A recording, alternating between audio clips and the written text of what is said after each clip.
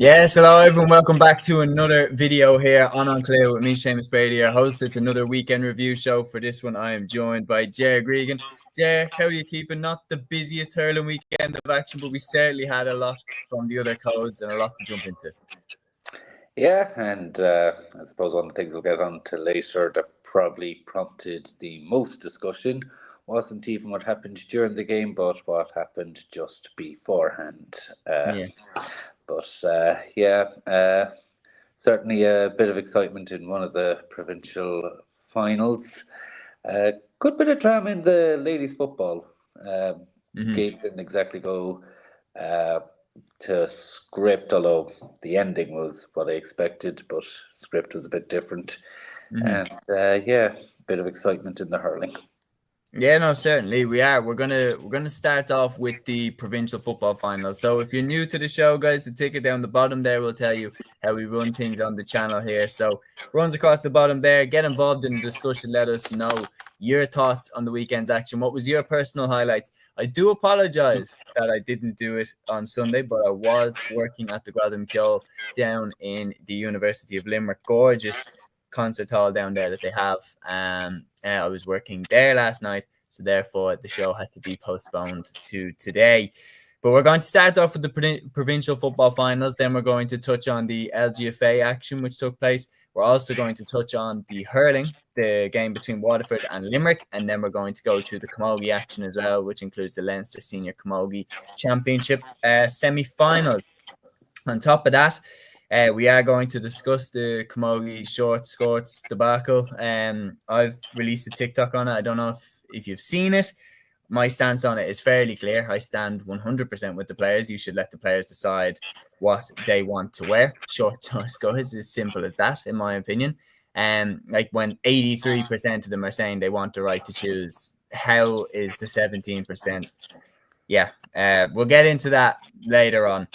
We have a couple of comments flying in here from my good man Brian O'Riordan here. He says, appointed free for Clare as the last act of the day. Extremely comfortable for Kerry, who add yet another Munster crown to their cabinet. It's their fifth provincial title in a row. But he also says Emmett McMahon black card was very soft and Kerry made hay with 2-2. And he says, I do think their defence is weak. Clare scored 21 points against them. Think what a quality forward line would do to their defence. To be fair, I do think the Clare forward line is very good, but I do get the point when you're looking down the line towards coming up against the Galway, a Donegal. There is going to be questions asked of them for sure, but we are going to start off with the other provincial final which took place. This game was a banger, Jay. Galway 117, Mayo 115.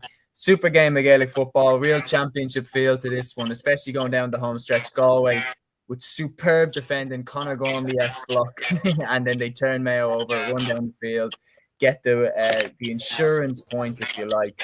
Obviously tapped over the bar by Liam O'Keneela. That wrapped it up. They were Connacht champions again. Galway are dominant now over Connacht, but by God, they had to work for this one.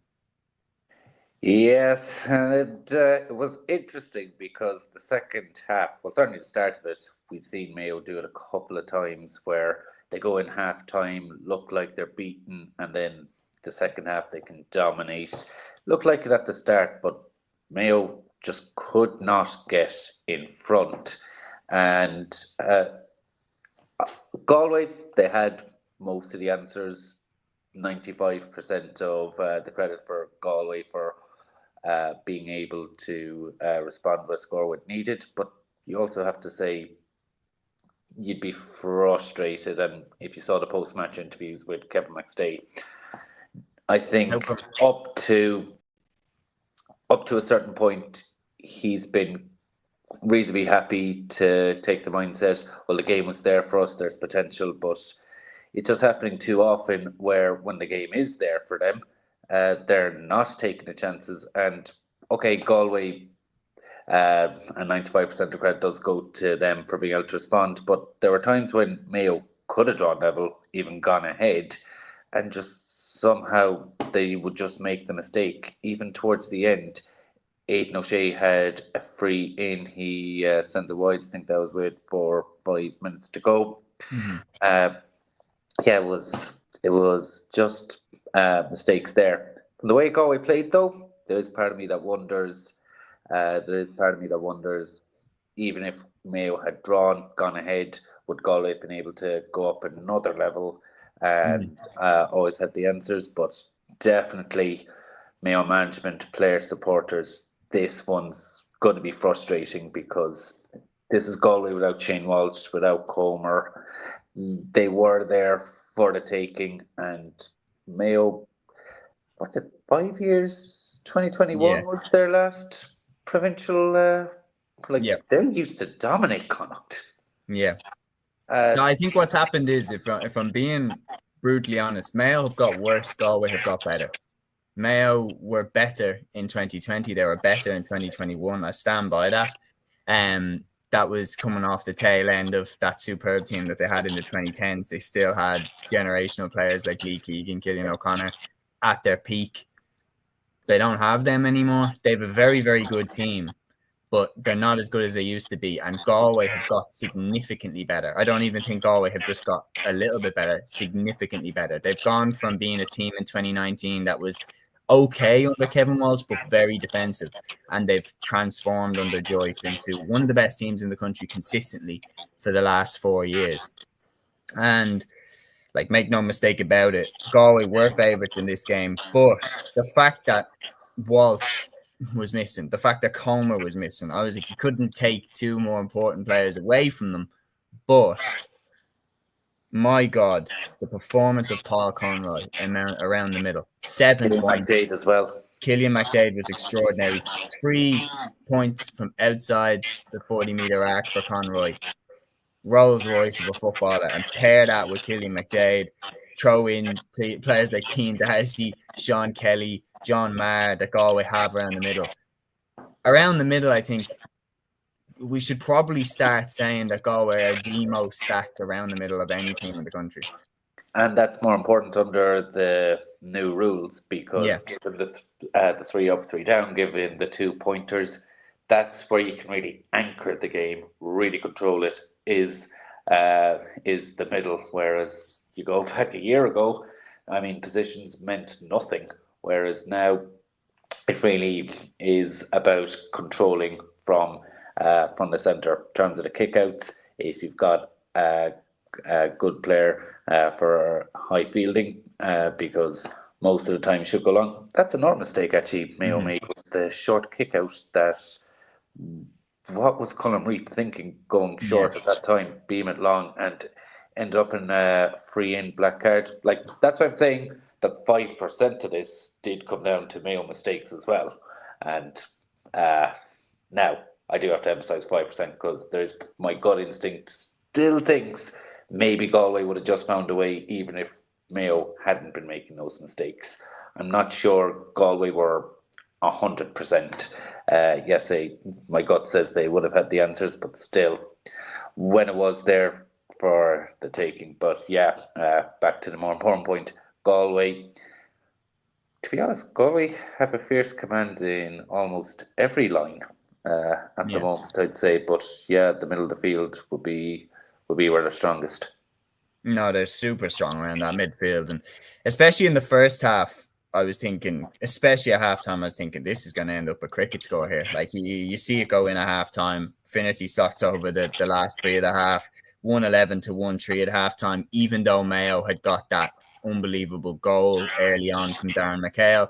I did understand that the wind was there, and obviously, but the new rules fully showcased again how quickly the momentum and the pendulum can just swing from team to team, because Galway had that big win in the first half. They racked up a big score, but I didn't think that Mayo would be able to do it the same way that Galway did. Mayo just roar back into the contest. Very, very nice scores, especially from Ryan O'Donoghue outside the arc. Ruan got one outside the arc as well. But going down the home stretch, you're right, it was thrown right into the melting pot. Championship fever, and Galway found those extra millimeters in themselves. That block at the end was absolutely superb. The way that they turned Mayo over there, ran down, and O'Keneal finished it off. That is what champions do. That's why Galway have been Connacht champions. That's why they are one of the best teams in the country and have been. A2 here, maybe a little bit harsh, but I can see where you says Mayo doing Mayo things. The re-kick out. The re-kick out. Yeah. was a bad decision to make at that stage of the game? Now, before we sing Galway's praises too much, okay, they are the dominant team in Connacht, but, and they're not quite as bad yet, are they almost in danger of becoming what Mayo were?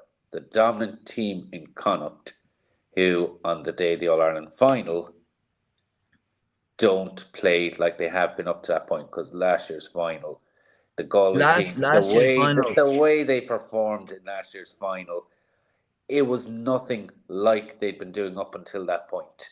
And I did say to a friend of mine, like, if Mayo had done what Galway done that day, Galway would have been the first ones out to make fun of them for the almost meltdown that happened. So it was a bad performance, but the game against Kerry in 2022, that was not a bad performance by Galway. That was just a really, really good game of Gaelic football. Yeah, and fair. Kerry found a way. Kerry were just better, and that year it really felt like it was Kerry's time. It felt like that was Kerry's All Ireland from kind of early doors, to be honest. Yeah. When Jack O'Connor came back in that year, I remember thinking, yeah, it's Kerry's to lose this All Ireland, and I was surprised that they haven't kicked on, but that's a different debate. A2 here has never seen a team in any sport bottle winning position so regularly. You know, of Tottenham Hotspur, and so frequently for decades now. Yeah, you could say that too. It's ingrained into them. And last thing I'll say about non-Gaelic sports is that as a Liverpool fan, it was nice of us to play Chelsea hungover at the weekend. Brian says this was a game where Mayo will feel they left it behind them. It was there for them to win. This will sting and hurt. I have to say the penalty was never a penalty at all. While there was a hand on the shoulder of Johnny McGrath, it's not enough to stop him shooting. I'd be interested in your opinion on this. So the penalty that Galway were given. Was it a penalty? No, it wasn't a penalty. Okay. I don't think it was. Now, I kind of do have this philosophy that bad ref calls can be frustrating, but overall, sometimes you do have to take a step back, ask yourself, who do you think was the better team over the course of the game? Mm-hmm. And I do think it was Galway. So there are times when you can see a ref call maybe just change them entirely, or your gut instinct would have been without it, would have gone your way. Again, my main point and my main gut instinct is without the penalty, Galway would have found a goal another way, probably. Even in the way, like you said, the block at the end, when push came to shove, they were just going to find a way through that game. Yeah, no, so and the thing is, the main thing is that I just feel like Galway have left no stone unturned in terms of their preparation for the championship this year. A2 says here, that trip to Solid Hill for us Dubs should be great crack. Galway will wipe the floor with it. I am kind of nervous for it, I have to say. Brian says, with the rules, I think when you win the toss, you should play with the breeze. I agree, because that, you'd want to get out in front. However, going down the home stretch, Galway had built up that huge lead in the first half. Going down the home stretch, Mayo had pulled them back in. And this was a problem that I said was going to be Mayo's Achilles heel. The lack of attention that they had given to the 2-pointers during the league and during the opening rounds of the Connacht Championship up until this final. They had really shown no interest, even while people were saying, who cares about the league? Okay, so use it then to, sharpen the tools. Donegal know that when they're going down the home stretch, they've got Darrell Boyle kicking off the right foot, they've got Patrick McBurty kicking off the left foot, and that's, you can throw Oisin Gallen, you can throw Kieran Thompson, you can throw Michael Langan, that we've seen all of them kicking 2-pointers as well. I haven't even mentioned Michael Murphy. The thing with Mayo is that they haven't had to do that. The thing with Mayo is they haven't, tuned this. They haven't, got this thing right. Like, I said that this would come back to bite them, and it did in this instance, because they were going down the home stretch.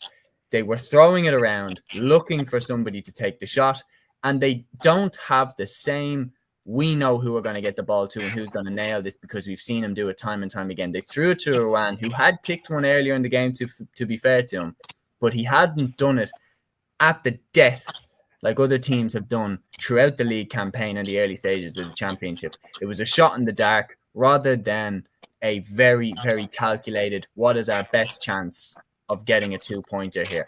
Like Donegal would have worked that to Darrell Will or Patrick McBrearty if they were in that situation, because they have been practicing this from day dot since the new rules came in. Galway, if Walsh was on the pitch, they would have worked the ball to him and he would have probably slotted it over. Or Conroy. Yeah. Mayo were throwing it to Ruan. You're probably capable of hitting this. And he hit it. And it was clear the minute it left his boot that it was going wide. I said it would come back to bite them, and it has. And if McStay doesn't learn from this and practice it and over and over and over again and try and incorporate it into their game, it's going to come back to bite them again. Yeah, it's those small things, but it's a major thing in the game now is the 2-pointers.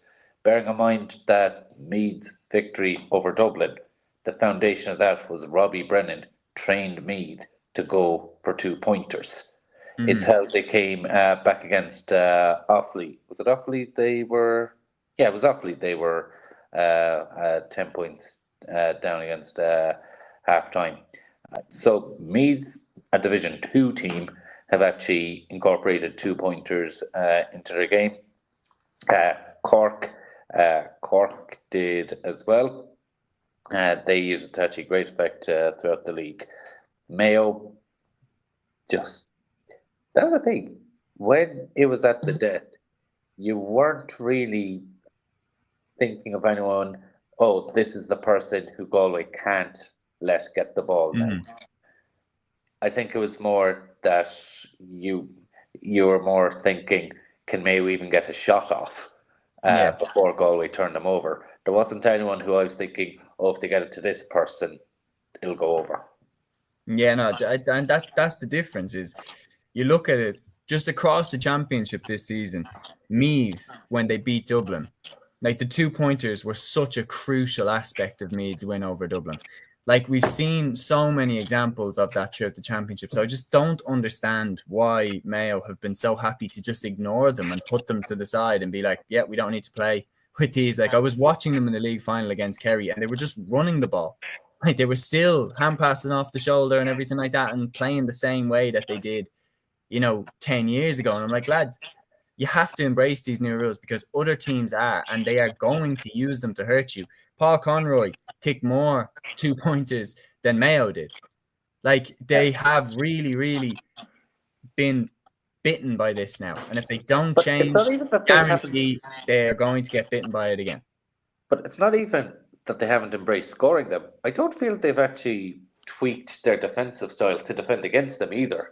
So I think they're open to conceding quite a number of 2-pointers and not scoring them down the other end.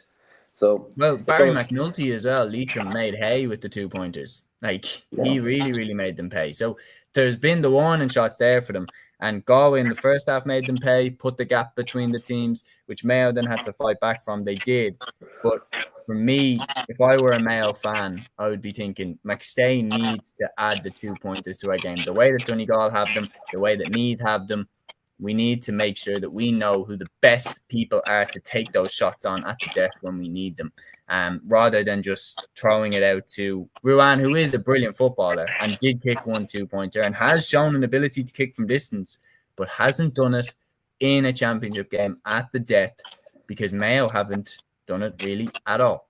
A2 with a great commentary says lack of a left footer came back to haunt them as well at the end. Mayo did a lot right, but didn't win. Same old story. I thought Paul Terry at the start of the league showed potential to be that guy off the left foot, but it hasn't really worked out so far. Brian Rain says Mathuran had a big 2-pointer which drifted wide. A lack of composure from Mayo would be concerning. But anyway, congratulations to Galway, the Connacht football champions for 2020. Before we move on, here's a question. Was it a case of Mayo win Connacht or bust for McStay this year? No. They still have the All-Ireland there. I think if they make a solid surge towards it, he will stay for one more year. If they go out in similar fashion to how they did last year, I think that will be it. Okay. That's my prediction. Would you agree? I think if they make it to the semi-finals, I think he'll stay. If they don't, I think he's gone. Yeah, I think it's semi-final, me, and it'd have to be a good performance in the Yeah. semi-final.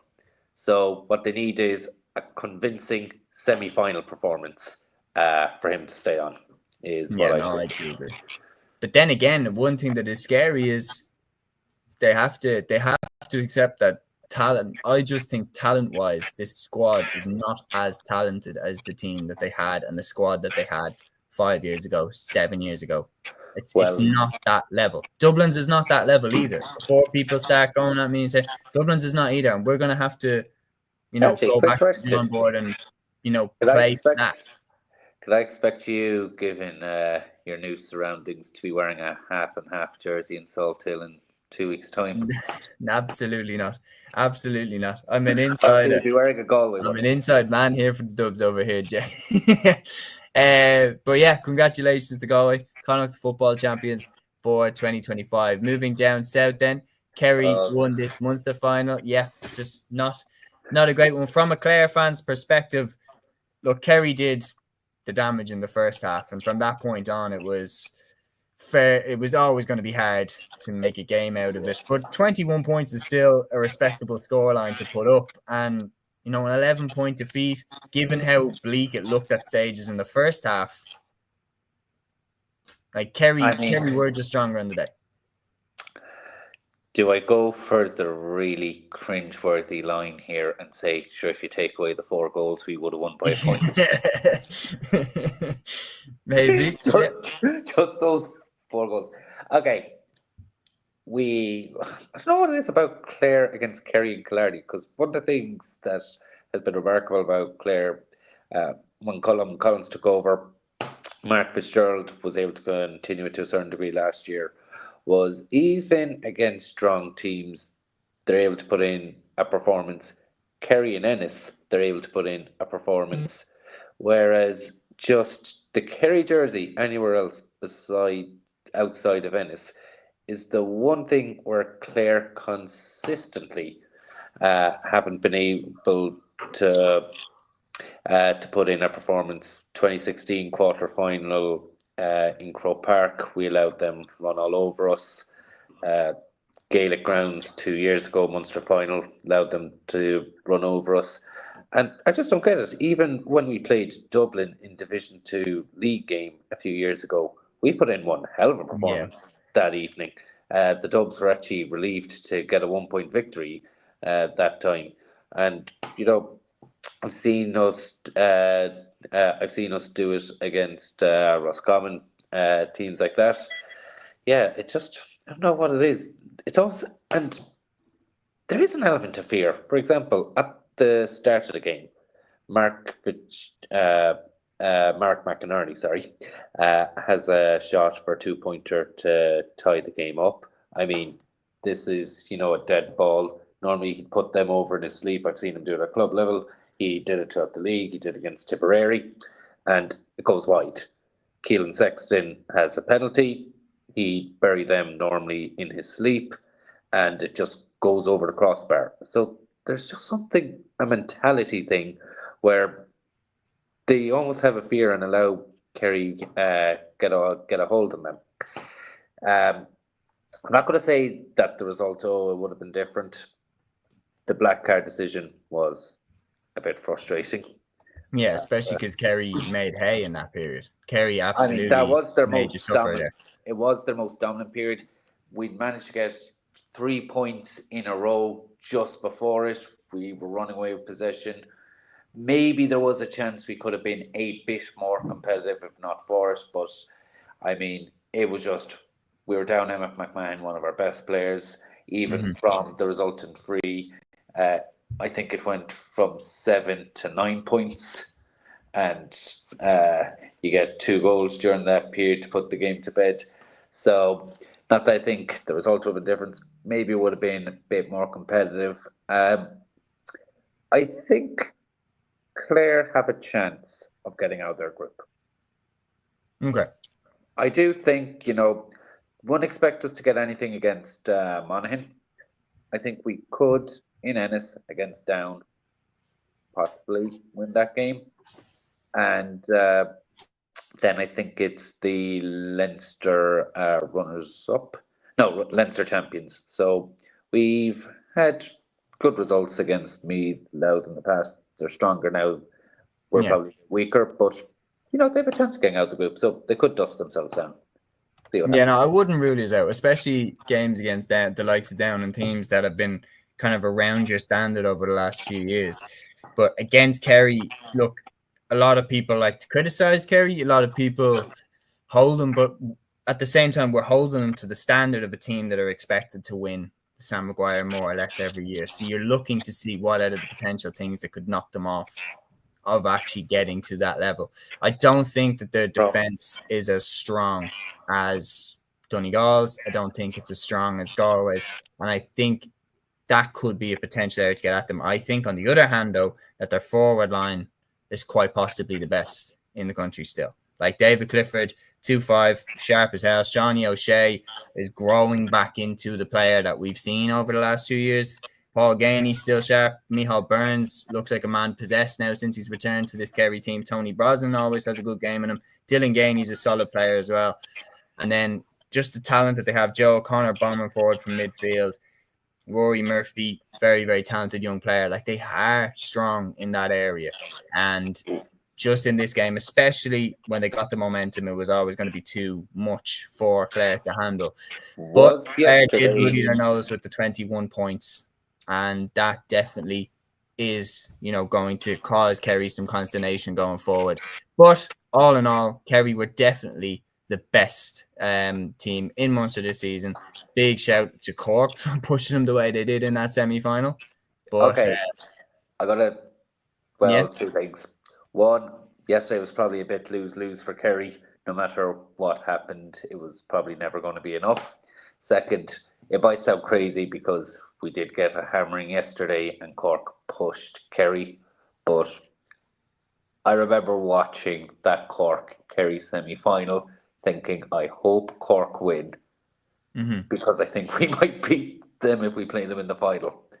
I think it could have been a similar situation to the Cork Tipperary situation from 2020, where Cork raised their game for Kerry, but they were at the time, and I still think they are to some level an inconsistent team. And I think that they wouldn't have played to the same standard against Clare as they would have played against Kerry. And I think Clare probably are a little bit more consistent. I still would have picked Cork to win, and I still think Cork would have won, because I think Cork are much better than they were 5 years ago, which is why I'm still blown away that Kerry managed to throw that one away. Because Cork, in my opinion, were the most frustrating team I've ever tried to watch at that time, which is saying something, considering I always did have a soft spot for Mayo and did want them to have success, because I really like players like Lee Keegan and everything like that. But it just wasn't to be. But the reality is, Kerry, once again, are the Munster football champions, and well deserving of that. Moving then to the LGFA. So we had a very, very dramatic game here where Meath managed to pull a victory from the jaws of defeat and send themselves into the Leinster final. They were playing against Dublin there. 214 to 116. They beat Kildare in St. Connacht's Park. This is a very, very impressive result for Meath. Sorry, you said from the jaws of defeat. When I read the match report, am I wrong? No, I said I'm saying that they managed to hang on, basically. Oh, yeah, sorry. Because my understanding were that Meath were 8 points up with 10 minutes to go, and Kildare almost caught them. Meath just about hung on in there. Meath, okay, they've got Vicky Wall back this season, but I just think after the 2022 success, players left for different reasons, and I think probably Eamon Murray did the smart thing. He saw the writing on the wall, and for his own sake, stepped aside. So, yeah, even getting the key players back, I'm not sure this Meath team will challenge Dublin in the Leinster final. Amazing how things can change quite quickly, because, it's been like that for the last few years, man. I know. Oh, no. What I'm saying has changed quickly is that if you were to pick a Meath football team to beat the Dubs, you would have picked the Meath ladies every day of the week, and sure, Meath men's team would just be happy to show up. Whereas now there is an interesting aspect where, Meath are in both finals. Can there be a bit of persuasion to get the people who are going in for the showpiece in early, back the ladies as well? There's players there with All Ireland medals. Just, simple things. If there's a good Meath crowd to cheer them on, uh, maybe that would that be a help. But yeah, they've played Dublin twice this year, once in the league, once in the round robin. They've been comprehensively beaten, so not sure they'll be able to turn it around for the Leinster final. Kildare, I mean, they'll take encouragement, because I suppose the next step for them is, well, they got relegated, but the next few steps for them will be to try and get back into Division 1 and take a good Leinster scalp. At the minute, if Meath are behind Dublin, they are still consistent of being the second best team in the province. So that's the aim for the Kildare ladies at the minute, is can they take out Meath? And they'll take encouragement that, when it looked like they were defeated, that there was resilience to keep going and almost catch them. So there's encouraging signs for Kildare from that game. No, there certainly is. Look, they have been taking steps forward year after year, and the players like Nasa Dooley, Roisin Byrne, Alana Prizeman, Ellen Dowling, who came off the bench, got 2 points. Like, they're superb footballers. They've been getting better and better year on year, and they've closed the gap drastically on where Meath were 3 years ago versus where they are now. They're a lot closer to Kildare, and that's because Kildare have also taken those steps forward as well. I give it 2 years before Kildare beat Meath. I really believe that Kildare's trajectory is going up. Meath, at best, have stalled. Like they've regressed. They've regressed massively from their All Ireland winning days. But I'm saying from when Jenny Rispin was in charge, when she left, I'm there like, okay. Since then, I don't think we've taken any steps forward here. So it's been very much trying to keep the squad together, but they've lost key players like Orla Lally to the AFLW. Liam Sullivan is retired. Those players are very, very hard to replace. By the way. Sean Ennis hasn't been around for a while now. I don't know why, and I'm not going to. I just would have felt, given she was a 2-time All Ireland winning captain and captain, yeah. There would have been an announcement if she retired. Even maybe she's a Stephen Tuxton type. They sneak out the back door. Is that when she's giving the speeches, but maybe that's just it. Michael Fitzsimons type. Like Michael Fitzsimons is just quietly retired, and there's been nothing. I gotta say that after the two Smalls showed up against Meath, I am still a bit suspicious that just Sunday in the group stages. This isn't a prediction; it's a suspicion that Dublin are going to show up with Salt Hill, and then Sunday you'll just have Brian Fenton and who else stepped away? Mick Fitzsimons. I'm trying to think. There's so many names who stepped away. How am I losing it? James McCarthy. Yeah, all these people just run out and shock everyone. Yeah, Royal Rumble style or something. But like just to recap on this game, the positives that Meath can take obviously is their initial performance to put themselves to 12 to 10 points clear at that stage. But the way that they let Kildare just absolutely tear back into the game, score 1-6 without reply going down the home stretch. That game had 5 minutes left on the clock. I really believe Kildare would have beat them. So they will be there. Shane McCormack needs to be honest and needs to go, right, but yeah, we cannot let the standards drop like that against Dublin or you'll get torn to bits again in Croke Park, which is what happened last year in the Leinster LGFA final. It was not a game. It was not a competition. Dublin had the game wrapped up inside 20 minutes. They cannot let that happen again. They have to be defensively sound, not let Dublin build up momentum. And to be honest, hang in the game for as long as you can because Dublin have been miles better the last few times that they've played. So definitely, for sure, the Meath fans should pack in and, support their LGFA team before the men's final because they're going to need the support against the Dubs. There's no doubt about it. Brian Hurden has a funny comment here before that last final. I said Joe Sheridan and Martin Sludden will want to have their phones switched off. So then to move down south, the Munster Actually, LGFA Championship. last point on the Martin Sludden thing. I'm just trying to figure out, is Peter Fitzpatrick still chair of the Louth County Board? Yes, he is. Okay. If they happen to do it, he'll have a nice smile and a nice seat in the Ard Corla then.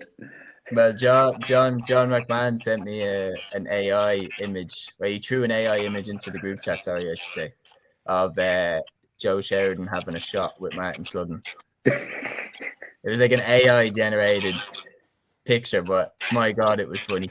We're gonna move then down south to the Munster LGFA Championship. Waterford just pipped by Kerry in Dungarvan, 2-9 to 111. Kerry get into the Munster final as a result of that win. And Cork, meanwhile, beat Tipperary very impressively away at Fethard Town Park, 3-13 to 11 points. Your thoughts on these two games? I think Watford, it's a bit silent at the minute. You wouldn't notice it, but they're getting close to a team. They've actually improved massively. Kerry have looked like they've been on a roll so far. So be interesting to see how that Munster final goes for them. We could be here in a few weeks and talking about Kerry peaking too early, winning the league, all that sort of thing. So, if I was Kerry management with the players, I'd be saying, look, we need to keep focused. There's a load more games ahead of us. We've had a high standard so far. Don't drop it. When I saw the result there now, and I say this giving recognition to Waterford, because if you even look at their league, some of the top teams, they were very competitive against Dublin, if I remember correctly. Was it Dublin or maybe it was Armagh? But one of the semi-finalists from last year, they had a very competitive league performance. So, in what we were saying about Kildare, I think Kildare are more noticeable while doing it, but I think keep an eye on Waterford. There might just be something happening there. They are. There's no doubt. Like the two main ones that jump out for me is Kellyanne Hogan and Lauren McGregor. Lauren McGregor seems to be pretty much like, she got the goal and she seems to be pretty much involved in every goal that Waterford score, whether she's involved in facilitating it or finishing it off herself. Whereas Kellyanne Hogan always seems to get the lion's share of their scores. They're the two that have been carrying the can for Waterford, no doubt. And they're getting closer to Kerry. And when you look at the fact that Kerry in the off-season, they've lost Emma Deneen, they've lost Louise Niebuhr-Hertig, Hannah O'Donoghue isn't playing. Yeah. There is room to believe that Waterford are going to close the gap on them substantially.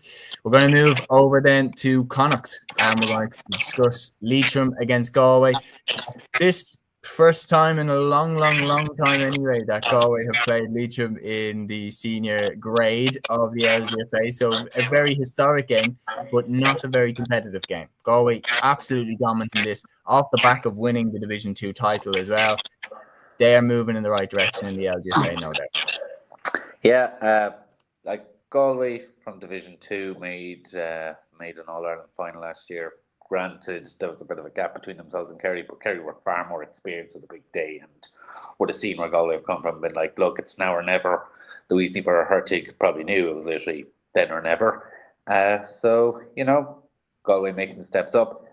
I mean, Leitrim, it's a hammering, but considering what they did last year in beating Tyrone, I think it was Gaelic Statsman who on this podcast pointed out that in terms of league rankings, that would have been the equivalent of Longford beating Armagh. In terms of men's code, that is. You can't really say much. I suppose both teams did what was expected of them. But again, sometimes the trickiest thing is to be the strongly favoured team, and that you're expected to give out a hammering to a certain team, is to actually go out and do it. Because if you don't, if it's in any way close, people start questioning you, and start micro-analysing why aren't you winning by more. So that's the most important thing if you're a Galway in that situation. Yeah, no, and look, they need to keep moving the right direction. They're in a province where they were obvious favourites. Mayo had been poor in the league; they got relegated from Division One. Galway so far have done what's expected of them, and I do expect them to be one of the front runners for the All Ireland this year. Really believe it. That All Ireland final that they lost last year would have really hurt them the way that they lost it, and we've seen examples where you lose a final to win one. Kerry got swept away by Meath in 2022. I know that they lost another one to Dublin in 23, but the point is they use that to propel them forward with the end goal of capturing an All Ireland, and I would not put it past Galway. Would not put it past Galway to get one in the next 3 or 4 years. Also, you can't take away that it was Galway who knocked Dublin out of the LGFA as well when they were the reigning champs. Game that went to extra time, if I remember correctly. Thriller in Parnell Park as well. Yeah. So in fairness, Galway, they've plenty to look forward to over the weeks ahead, I reckon. Certainly. Now, Ger, the next bit, I'm expecting high energy from you. I'm expecting a lot to fly out, a lot of high energy, a lot of, hand gestures and the whole lot, because we're about to talk about Waterford and Limerick. So Limerick got a massive win here. Huge win for Limerick, beating Waterford away in Walsh Park by 28 points to 22.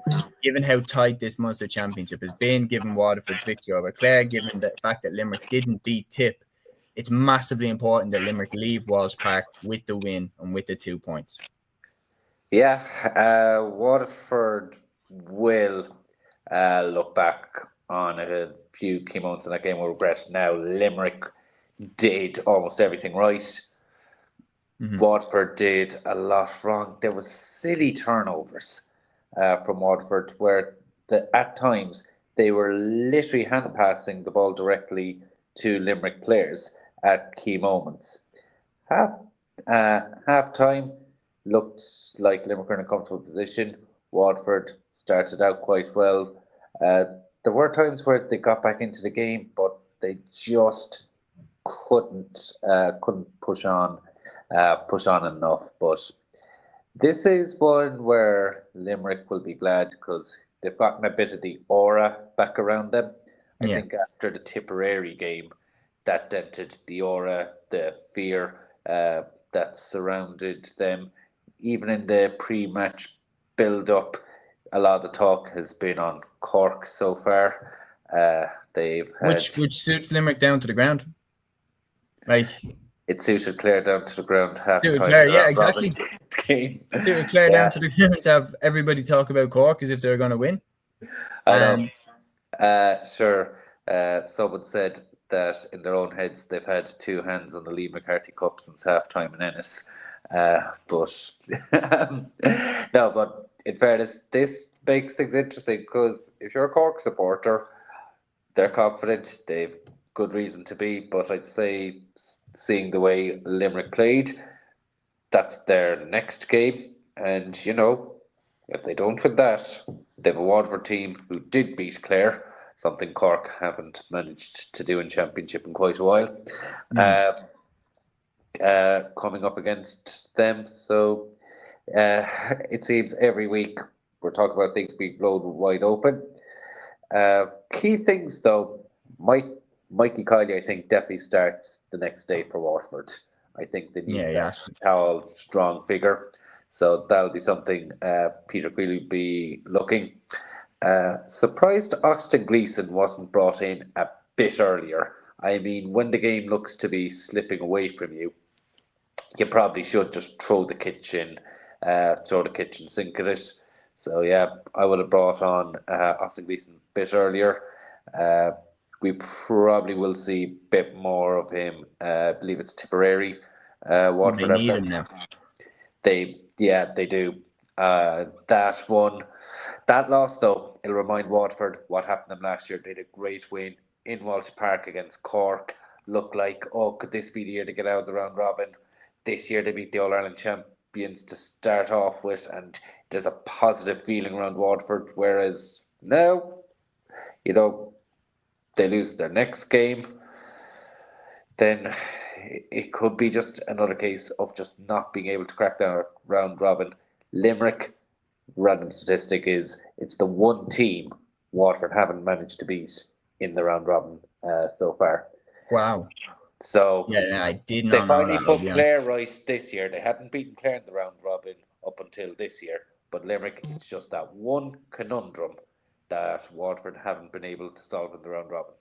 Yeah, that is crazy. And like, you do think about it. You do think like Waterford have always come unstuck against Limerick, especially in 2020 as well when they came unstuck against them twice, like, and they lost Yeah. to them in the All But Ireland final in a really, really entertaining game in Croke Park. But that one always seemed like Limerick had the answer yep. to them. But just this is my recap on that game. This is a massive win for Limerick because the Irish key back. for them has to be, but no, just this is a massive win for Limerick because the key for them has to be that they're always compared to the Kilkenny team at the 2000s in the debate for who is the greatest hurling team of all time. They're the main two that people spring up. And the thing that Kilkenny did when they lost in 2010 was they came back and they won it in 2011 and they won it in 2012. And even though Clare won it in 2013, Kilkenny came back again and won it in 14, 2014 15. and And what 15. And happened they to Kilkenny showed, after 2015? but they showed that I they know. were But like they won four absolutely more after. undeniably. They showed that they were absolutely undeniably the best team of that generation. And the thing is, with this Limerick team, is they were knocked off their perch last year. Everybody's going to want to know how are they going to respond to that? Are they going to come back and get back to the top of the mountain again? And the thing that people love, especially sports fans love, is they love more than a rags to riches story, is they love a riches to rags to riches story. They love a champion losing the belt, like for example in boxing, and getting it back. If Limerick can win the Liam McCarthy Cup back, it will mean a lot to them. I would argue it would mean more to them than the 2 in a row, the 3 in a row. It would win more to them to get back on top of the mountain and prove that you're the best again.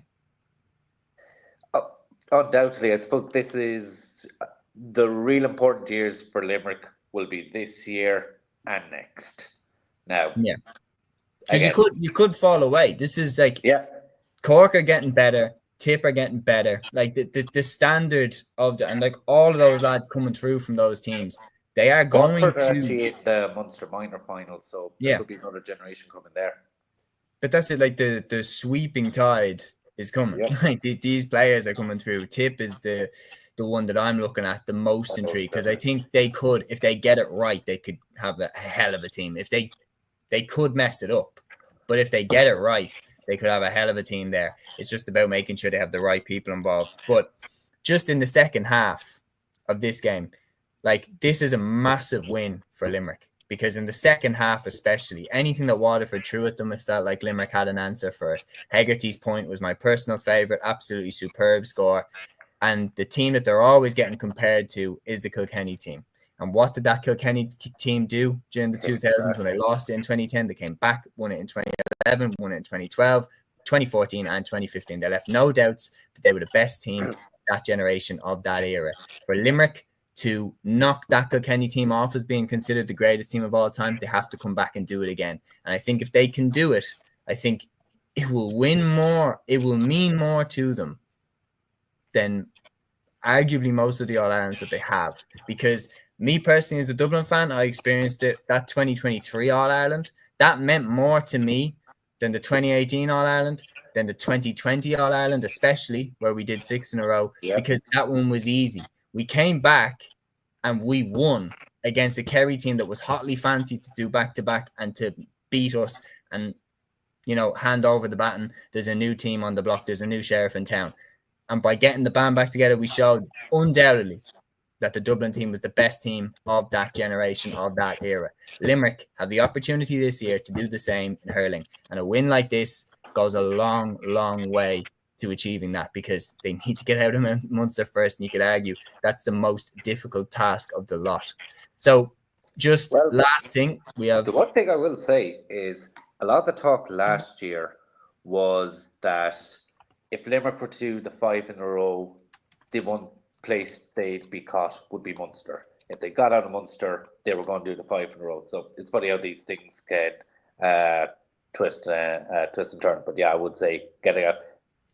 Next 2 games arguably will be the most difficult for Limerick. While they are their home games, if you ask most Limerick people who are your biggest obstacles, you probably would have said Cork and Clare. So and they're also teams who, they've mixed records against them. Both have beaten them in recent years, but have also gone the wrong way against them. But the same way, have a bit of confidence about themselves. They enjoy playing Limerick. They believe when they go out that they can beat Limerick. They believe they're as good as Limerick. So that'll be the one thing. I'm not sure if Waterford are mentally at that stage yet. So yeah, it'll be an interesting few weeks. Yeah, no, certainly will. We're going to move then to the Leinster Senior Camogie Championship semi-finals. We had Wexford beating Offaly 3-14 to 1-16 in Wexford Park. And we also had Kilkenny beating the Dubs 4-11 to 2-12 in St. Peregrine's. Now we are going to discuss the Shorts and Skorts debacle. But just first of all, your thoughts on these 2 games. Very impressive victories for both Wexford and Kilkenny respectively here.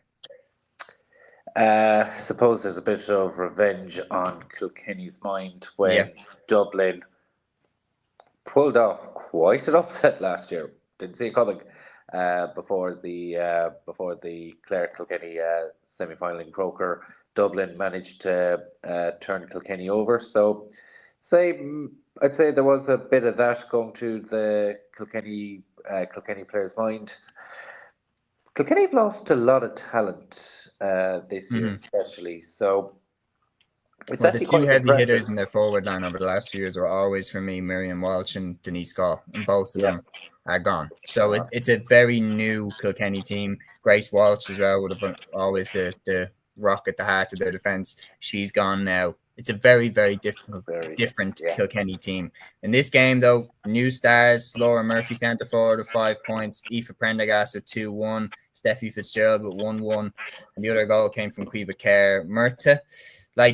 There definitely is still talent. They're not as good, again, as they were when they were winning the All-Irelands under Brian Dowling, but they are on their way back. They're on their way to rebuild. Tommy Shefflin has come in as manager. They're on the way back. They're on the road back. Whereas beating a Dublin team that had the likes of Ashmar there with 1-4, the likes of Grace O'Shea with 1-1 from centre forward, a team that beat them in the All-Ireland quarterfinal last season, that took everyone by surprise. So for Kilkenny to get this win is absolutely crucial.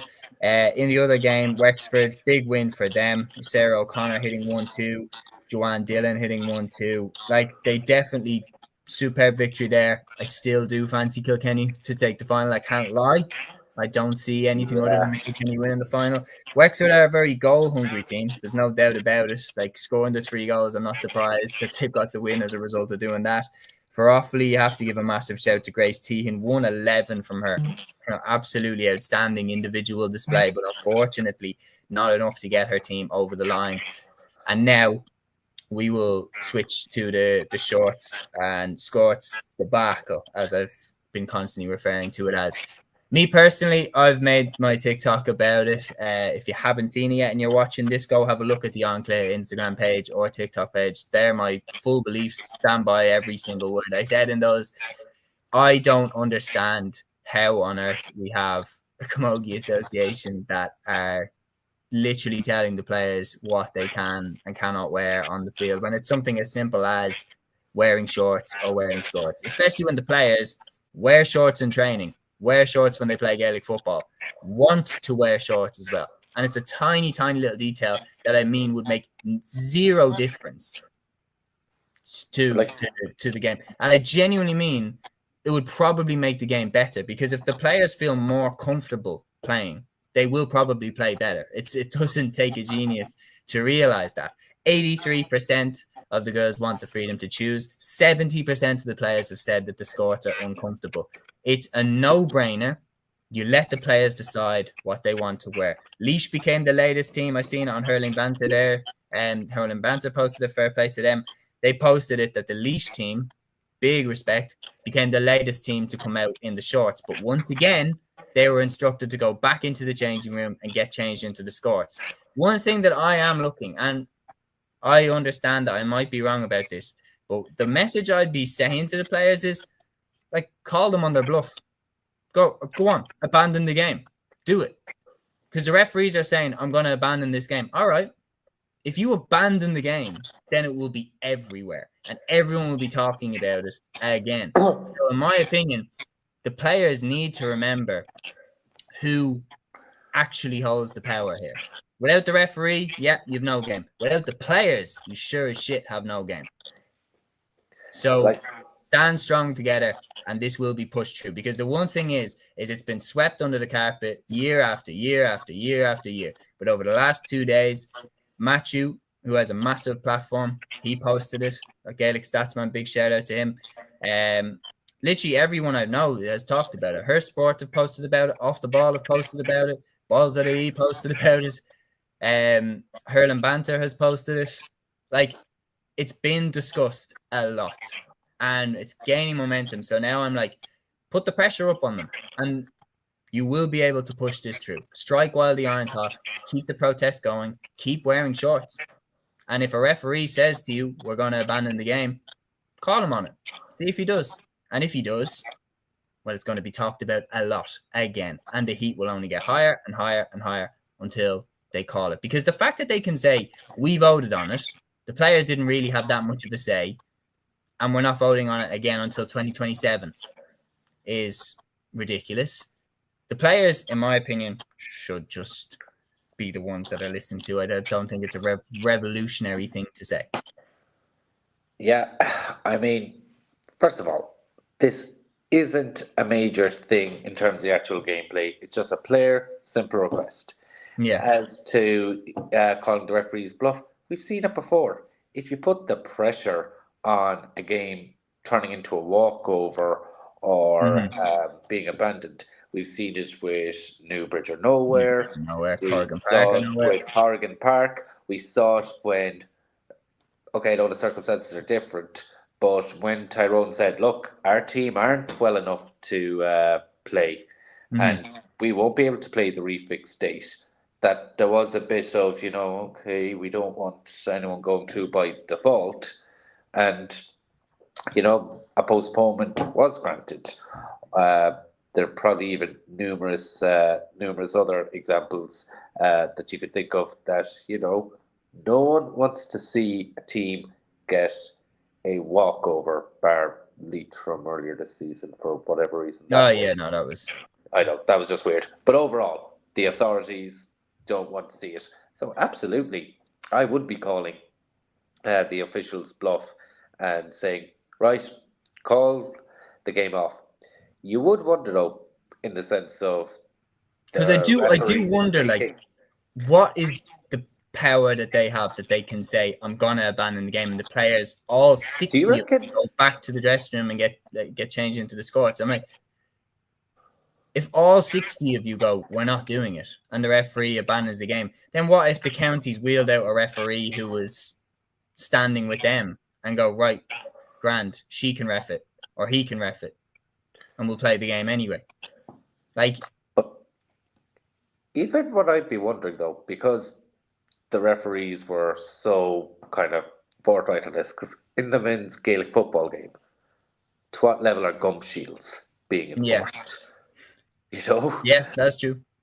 That's true. I'll admit it. Most of the games I play, the gum shield's tucked in the sock until I know that the referee's actually checking for them. then I'll pop it in. But a lot of players throw the gum shield in the sock. There must be someone from up high, only a gut instinct, the fact that the refs are being so definitive. Do you reckon there was maybe a bit of word from up high in the association telling the refs, watch out for this? And well, there will be now. There will be now, for sure. And my stance on it is unwavering. Listen to the players. Players have said that they will feel more comfortable and therefore happier to wear these shorts. And it's like, it's not like they're asking to wear like a parka jacket while playing or something that is very like, or it's not like they're asking to wear something that is ridiculous. They're literally asking to wear shorts. that the LGFA players wear, that Gaelic football uses, that hurling uses, that basketball uses, that soccer uses, that like so many other sports use. It's ridiculous that they're able to just say no. And in my head, I'm like, I don't understand why you can't just go, no, we're not getting into the Skorts. We're playing in the shorts, or we're not playing. And then if the ref says going to abandon it, okay, cool, do it. And then watch what happens, because I know for a fact that if a referee did abandon the game, it would be on Off the Ball, it would be on Her Sport, it would be on Balls.ie, it would be on All Irish Sports, it would be on Captains, it would be on the Sunday Game. Like, it would be everywhere. And it would be talked about again. And that's the last thing they want. For argument's sake, if the Kilkenny Dublin game had been abandoned, do you honestly think the Camogie Association would have just said to Wexford, there's your Leinster title now? Yeah. Like, there would have been conversations, there would have been pleading. They would have wanted that other game rescheduled. They would not have handed the cup straight over to Wexford, even if the game had been abandoned. And also, if more teams do it, are the Camogie Association going to abandon the whole championship? Are they going to just decide, sure, the O'Duffy Cup can stay in Cork for another year?